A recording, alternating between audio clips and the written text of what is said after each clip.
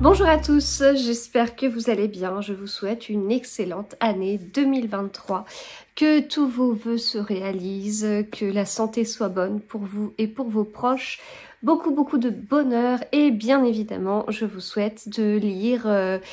Alors beaucoup, oui, si c'est quelque chose que vous souhaitez, en tout cas de faire énormément de découvertes livresques, d'avoir énormément de coups de cœur, que toutes vos lectures, qu'elles soient nombreuses ou pas, soient très bonnes. Et voilà, je pense que c'est tout ce qu'on peut souhaiter quand, quand on aime la lecture. Alors, cette petite vidéo, elle est très importante pour moi parce que j'aime beaucoup faire un petit bilan de l'année. Vous avez déjà vu la vidéo de bilan lecture. Et j'aime bien réfléchir à, du coup, suite à ce bilan, eh bien, de quoi j'ai envie pour l'année à venir dans ma passion. Donc, on n'est pas sur des résolutions au sens strict. On n'est pas sur des objectifs. On est plutôt sur... alors, certains parlent d'envie. On est plutôt sur des souhaits. Et en même temps, parfois, ces souhaits ne se réalisent pas totalement parce qu'ils évoluent au cours de l'année et ce que je souhaitais en début d'année n'est plus du tout ce que je souhaite en milieu d'année. Et dans ce cas-là, il n'y a aucun problème. Au contraire, ça fait même partie des petites choses rigolotes. Voilà, ça ne reste qu'une passion. Enfin, je dis ça comme si c'était pas important, mais c'est au contraire, c'est une passion, c'est quelque chose de très important, mais c'est que du plus, c'est des choses, enfin c'est une passion qui doit nous apporter énormément et voilà, il n'y a pas d'obligation, on n'a pas un couteau sous la gorge, il faut profiter au maximum et comment profiter au mieux et profiter au maximum, c'est quelque chose qui se décline de façon très différente selon chacun. Donc, moi, en fonction du bilan que j'ai fait de l'année 2022 et de comment je suis et de ce que je souhaite et de comment je profite de mes passions, je vais vous parler de ce que je souhaiterais pour cette année et puis rendez-vous dans un an lors du bilan de l'année 2023 pour voir comment cette année 2023 s'est passée au final en espérant qu'elle nous réserve plein de surprises. Hein. Alors, il y a des petites idées un peu habituelles, c'est-à-dire que j'aime bien me fixer un certain nombre de livres à lire dans l'année. J'essaye de fixer un nombre très réaliste de façon à pas être frustrée et à dépasser cet objectif, etc. si possible. Alors, je me suis basée sur le nombre de livres que j'ai lus en 2022 et je me suis basée sur ce qui va se passer dans ma vie en 2023. Il va y avoir des petits changements, notamment à un moment donné, vous ne verrez plus le même environnement derrière moi, etc. J'ai un déménagement de prévu. Donc, il y aura certainement des petites conséquences et puis j'aurai moins de temps de trajet aussi pour plusieurs raisons, dont cette raison de déménagement. Donc, il y aura aussi moins de livres audio. Voilà. Donc, au final, en prenant tout ça en compte, je me dis que si je lis 200 livres dans l'année, si je lis ou si j'écoute 200 livres dans l'année, ce serait chouette en fait. Donc voilà, je me mets cette envie de 200 livres. Ça me paraît possible. Voilà. Après, on verra. On verra. Est-ce qu'au final ça se fait, ça ne se fait pas? Je ne sais pas. C'est moins au final que cette année.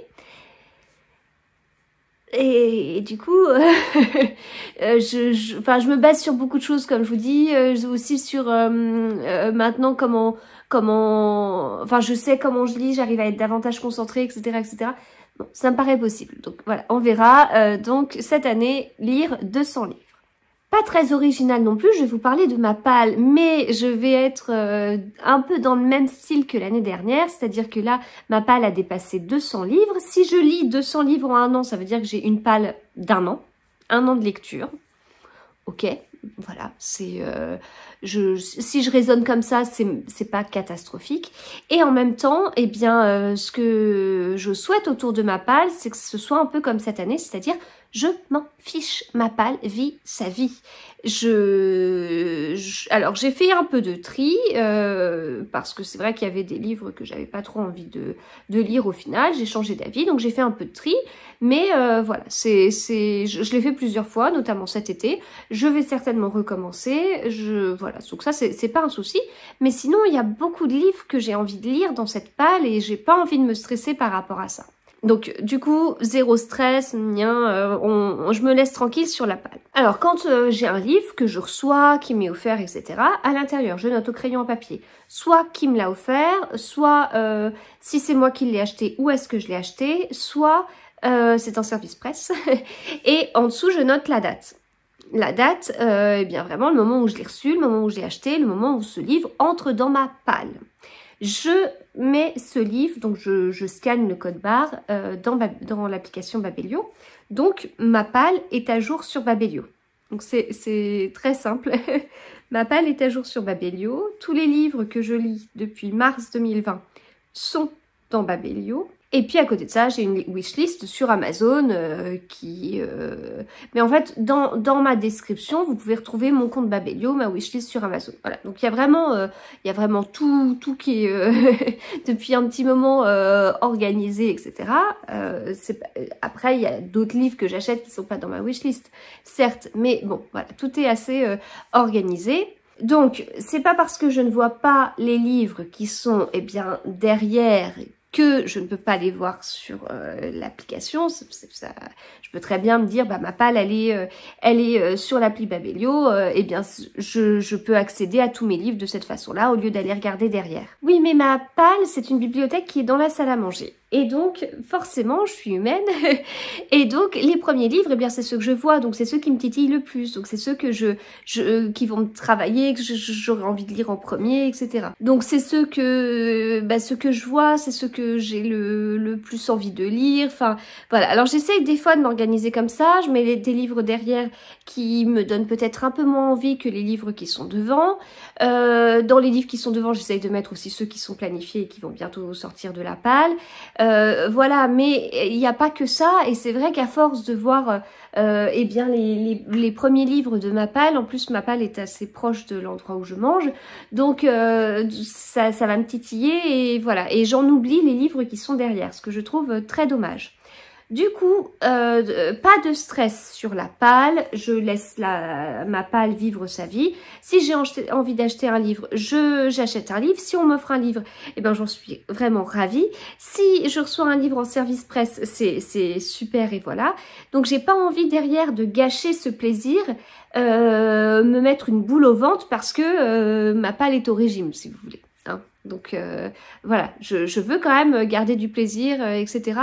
Si je vais à un salon et que je vois des auteurs que je vois pas tout le temps et que j'ai envie d'acheter un livre à tel auteur que j'apprécie, eh bien je le fais, je me gâche pas le plaisir, et en plus c'est un double plaisir parce qu'il y a le moment où j'achète le livre et je le fais dédicacer par l'auteur, et puis il y a le moment où je lis ce livre et je me rappelle le moment où j'avais vu l'auteur, etc. Hein, donc tout ça, c'est important. L'objectif n'est pas de chercher à enlever tout plaisir de ma vie, hein, on est d'accord. Donc voilà, pas de stress, mais une organisation. Et du coup, dans les prochaines semaines, je sais pas quand exactement, eh bien je ferai une petite vidéo pour vous montrer comment je vais organiser ma palle. J'ai une idée assez précise, hein, ce sera pas parfait, je verrai toujours pas mes livres, de toute façon il y a un moment donné, je peux pas tous les voir à moins de pousser les murs, et même si on va déménager pour plus grand, c'est pas dit que j'ai beaucoup plus de place pour mes livres, sauf si je mets ma palle dans ma chambre, et je pense que je ferai ça. Et dans ce cas-là, je les verrai tous. Mais là, je pensais à une petite organisation, puis ce sera peut-être l'occasion aussi de vous montrer les livres qu'il y a dans ma palle. Donc rendez-vous en janvier pour une vidéo sur ma palle. Alors, dans mes autres envies de 2023, il y a bien sûr, et ça rejoint un peu ce que je vous disais, me faire plaisir. Me faire plaisir, ça veut pas dire m'acheter tout le temps des livres, quoique. Oh, je vous avoue que ça contribuerait à me faire plaisir, mais bon. Non, c'est vraiment bien dosé dans les livres que je lis, ce que j'aime, ce que je lis par plaisir et ce que je lis par obligation, entre guillemets. Parce que de plus en plus, enfin si je reçois des livres en service presse, souvent ils m'ont été proposés avant. Et donc il y a un moment donné où j'ai dit ok ça m'intéresse, ou alors dans le catalogue j'aimerais tel ou tel livre. Donc quand je reçois les livres, c'est des livres que je veux lire, donc je les lis par obligation parce que c'est un service presse et que parfois il y a une deadline, etc. Et en même temps, c'est quand même un livre plaisir. Et ça rejoint aussi ce que je souhaitais pour l'année 2022, de retrouver des thrillers et des polars. Ça a été pour moi dans cette année 2022 un sacré truc de retourner sur mon genre préféré après avoir dévié, après m'être totalement ouvert l'esprit avec des lectures que j'ai énormément appréciées et tout. Mais retrouver ce genre que j'adore, oh, ça m'a fait énormément de bien. Donc voilà, je garde un peu cet objectif, me faire plaisir, bah c'est assez large. Me faire plaisir, c'est justement continuer à lire des policiers, des thrillers, découvrir d'autres auteurs de thrillers et de policiers, mais aussi faire d'autres découvertes. Voilà, vraiment lire des livres que j'ai très envie de lire. Et pas juste un petit peu, non, lire des livres que j'ai vraiment envie de lire. Après, deux petites envies qui vont paraître un peu raisonnables, on va dire, au milieu de je me prends pas la tête, je me fais plaisir, gna voilà, deux petites choses, c'est au niveau des séries de livres, parce que vraiment, je me fais plaisir, je lis ce que j'ai envie, puis au bout d'un moment, j'oublie que j'ai commencé des séries. Et j'en commence d'autres. Et j'en commence beaucoup d'autres. Et je les finis pas. Donc là, je me suis fait il y a pas très longtemps, il y a peut-être 2-3 semaines, je sais plus. En fait, j'ai un fichier Excel, mon fichier Excel de lecture. Donc c'est là où j'ai mes plannings de lecture. Moi, j'aime bien suivre le nombre de pages que je lis chaque jour. Voilà, c'est quelque chose de totalement personnel. C'est ma façon de profiter. J'aime les chiffres, donc ça me convient tout à fait. Je sais que ça ne convient pas à tout le monde, mais ça me convient, donc donc pas de critique sur ça. S'il vous plaît. Non mais bon, vous comprenez ce que je veux dire. Donc j'ai un onglet comme ça. Qu'est-ce que j'ai comme autre onglet? Bon, j'en ai d'autres qui n'ont pas trop d'intérêt pour vous. Et puis je m'en suis fait un sur les séries en cours. Donc j'ai mis pour par exemple Franck Tillier, et ben dans Les Charcot et Anne Bell, voilà tout ce qu'il y a comme livre. J'ai mis une couleur pour ce que j'ai mis une couleur pour ce que j'ai lu. Pareil pour les Servas de Minier, mais aussi pour les 7 sœurs, j'allais dire les 4 sœurs, non, ça c'est la série de livres que ma grande aime bien. Non, les 7 sœurs, pareil pour Son espionne royale, les Julia Chapman, les Agatha Raisin, voilà, c'est à la fois les cosy mystery qui fonctionnent quand même beaucoup par série de livres avec différents tomes, à la fois pour les policiers où il y a parfois plusieurs tomes, donc bon, Charcot et Anne Bell, il y en a vraiment beaucoup. Après, il y a quelques séries, genre Max Moneuet avec Victor Karan, où j'ai lu les deux, donc Sombre et Je suis le feu. Enfin, j'ai lu les deux premiers. Pour l'instant, il n'y en a que deux. Qu'est-ce qu'on a d'autre? Enfin, voilà, il y a d'autres romans policiers où il y a des séries, et pour l'instant, il n'y a pas beaucoup de tomes qui sont sortis. Bon, bah, c'est pas grave, je surveillerai. Et bien évidemment, ce sont des listes qui sont amenées à évoluer. Les séries ne sont pas figées. Julia Chapman, les détectives du Yorkshire, bon, il y en a 8, il y aura peut-être un 9e l'année prochaine. Son espionne royale, il y en aura peut-être encore d'autres. Voilà, c'est souvent, il y a quand même au moins un tome d'une série de cosy mystery qui sort par an, voire même 2, donc oui, voire même plus parfois, donc ça bouge, ça évolue. Voilà, donc ce que j'aimerais, c'est... alors, je veux pas m'imposer d'être à tout prix à jour dans une série avant d'en commencer une autre, mais c'est quand même de l'avoir en tête. Et puis, moi, j'aime bien cette histoire d'avoir mon petit fichier Excel avec mes petits codes de couleurs et tout. Donc, essayer d'avoir, eh bien, le tome suivant dans ma palle. Donc, il y a un côté de... par exemple, les Servas de Minier, j'en sors un, donc moins un dans la palle, mais du coup, une fois que je le sors, je le lis, une fois que j'ai lu, j'aime bien quand même acheter le suivant pour avoir le suivant dans ma palle. Donc, avec des séries comme ça, j'aime bien. Après, et là ça va rejoindre du coup ma toute dernière envie pour cette année, c'est autour de mon organisation quand il y a des salons littéraires. J'en ai fait beaucoup en 2022, j'en avais jamais autant fait. Et c'est vrai que des fois j'aime bien acheter des tomes. Alors justement pour la série Servaz, au début j'aime bien acheter des tomes auprès des auteurs. Donc eh bien la série Servaz, j'ai acheté le premier tome, je l'ai acheté en vacances à côté de Perpignan, dans une Fnac, et donc j'ai acheté le premier tome, j'ai beaucoup aimé. J'ai acheté le deuxième tome à Bernard Minier à Saint-Maur, j'ai beaucoup aimé. Je lui ai acheté le deuxième tome au Furet du Nord, le troisième tome pardon, au Furet du Nord à Plaisir. Et voilà, l'idée c'était un peu de fonctionner comme ça. Bon après je l'ai vu à Brive et puis il avait pas du tout le tome que je souhaitais. Voilà, c'est dans les salons c'est parfois un peu l'inconvénient, c'est qu'en fait ils ont pas tous les livres et ils ont pas forcément le livre qu'on espérait trouver. Ça j'ai vraiment eu ces soucis sur les derniers salons, ça m'était jamais arrivé avant. Mais bon, voilà, il y a un peu ce truc d'essayer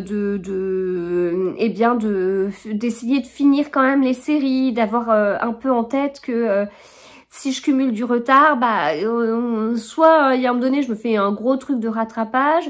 Si là il y a un nouveau Charcot, il y a un nouveau Servaz, ce qu'on a l'air d'entendre dire sur l'année 2023, bah, il faudrait peut-être que je rattrape tous les tomes qui me manquent pour apprécier à la hauteur ce nouveau tome.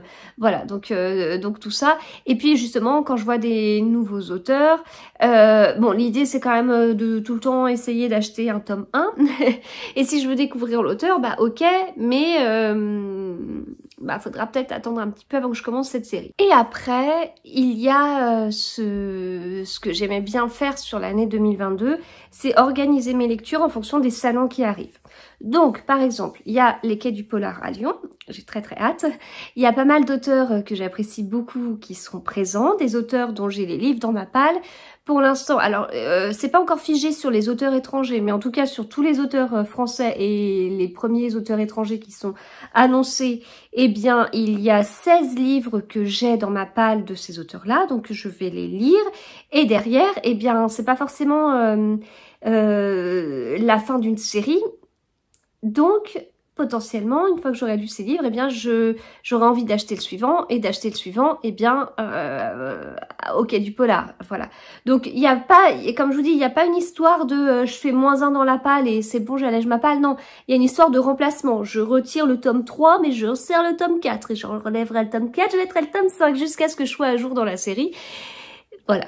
Et après, s'il y a un auteur que j'ai très envie de découvrir qui est là et ça m'oblige à commencer du coup une nouvelle série puisque je connaissais pas l'auteur, et ben tant pis, c'est un salon, je profite et même si j'en fais beaucoup, j'aimerais en faire encore plus. Non mais c'est pas, je fais pas quand même un salon par mois, donc et puis c'est réparti de façon très inégale dans l'année, donc j'hésite pas à acheter. Mais voilà, donc c'est pour ça que c'est ce que je vous dis, c'est pas des règles absolues, je ne me taperai pas sur les doigts si je ne le respecte pas, mais c'est un peu des idées derrière et parfois qui sont un peu contradictoires, mais voilà, l'objectif de toute façon c'est de profiter, donc l'objectif c'est de profiter à un salon, même si ça implique d'acheter un tome 1, mais j'ai pas de souci. J'ai pas de souci pour acheter des tomes, les premiers tomes d'une nouvelle série. Là où ça me pose un peu plus de problèmes, c'est quand je vais commencer cette série, alors que je suis pas du tout à jour sur d'autres séries. Voilà. J'ai commencé l'année dernière en continuant les 7 sœurs, en continuant la Villa aux étoffes que j'avais commencé juste à la fin de l'année 2021.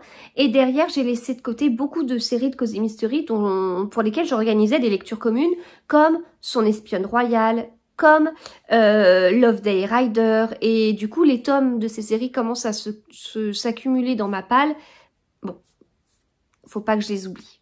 Surtout que Love Day Rider, j'ai déjà 2 tomes et ça va très vite à lire.